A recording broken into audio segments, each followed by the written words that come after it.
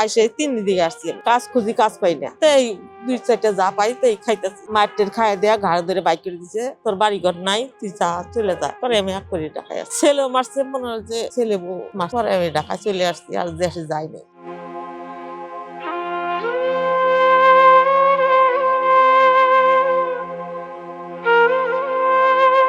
ক্যামেরার সামনে যে বৃদ্ধা নারীকে দেখতে পাচ্ছেন তার নাম জহুরা, বয়স 70 বছর। জীবনের এই শেষ সময়ে এসে তিনি আজ সম্পূর্ণ একা। বহু বছর আগে স্বামী তাকে ছেড়ে চলে গেছেন, সেই থেকেই শুরু তার নিঃসঙ্গ জীবনের পথ চলা। ওইলে নিয়ে আমরা 15 বছর পড়াশোনা খাইছি, আর ছেলে বিয়ে করাইছি, বউ আর দেখতে পারে না, বউ নাতি একটা প্রতিবন্ধী একটা আছে, এটা নিয়ে নাতি এটা নিয়ে চলে ফিরে খাই, দেখতে পারে না, তোমার মা বসিতে খায়। তাই রাগ করে ঢাকায় আসছি, মনে হয় যে কুরমেদের 1 মাস পরে আমি ঢাকায় আসছি। আইসা বাসা বাড়ি কামিয়েছি এক মহিলা ধরে, আমি তো একলা আছি, আমি চিনি না। পরে জামালপুরের এক মহিলা আমার কাজ দিয়ে দিছে, সেই জায়গায় কাজ বাজ করছি, 5 মাস করছি। 5 মাস করে আমার মানজার ব্যথা, আমি দরিদ্র করাই না, মুরগি বানানো খালা, আমি তো মুরগি মানুষ, আপনি কাজ করা পারেন না, সামনে যান গা। আমি কই যাম, পরে কাজ বাজ নাই, এই জায়গায় আমার পাউনি আমার পরিচিত একটা বই আছে, ওই জায়গায় আসছি। জহুরার একমাত্র ছেলে ছিল তার শেষ আশ্রয়, কিন্তু নির্মম বাস্তবতায় সেই ছেলে আর ছেলের বউ মিলে তাকে মারধর করে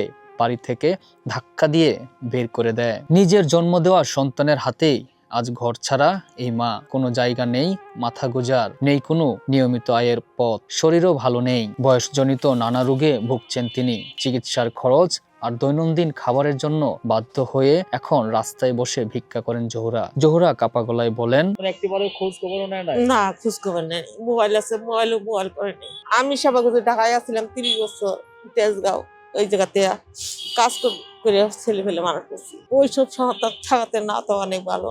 আমার মেয়ে নাই, তো মেয়ে থাকলে তাও একটু আসলে দুঃখের কথা বললাম, মেয়ে নাই, এই তো মাজারে যায় থাকি আমি। আর মনে করেন যে আমার তো কেউ আমার ভাত দিবে না, আর চুরি চামারি তো করলে মাসে ই করবে, চাইছেন যে 10টা 5টা পাই নতুন আইসা, তাই খাইতেছি। আপনি এখন অসুস্থ? অসুস্থ। কি সমস্যা? এই সমস্যা মানে মাজা ব্যথা, শরীর ব্যথা, ঠ্যাং ব্যথা, এই ব্যথা। আর ভিতরে কোনো গাছ নেই, আমি পরীক্ষা করাইনি টাকার জন্য। বাবা কে আমার পরীক্ষা করাবো, খালি শরীর খালি ফুলে যায়, খালি শরীর খালি।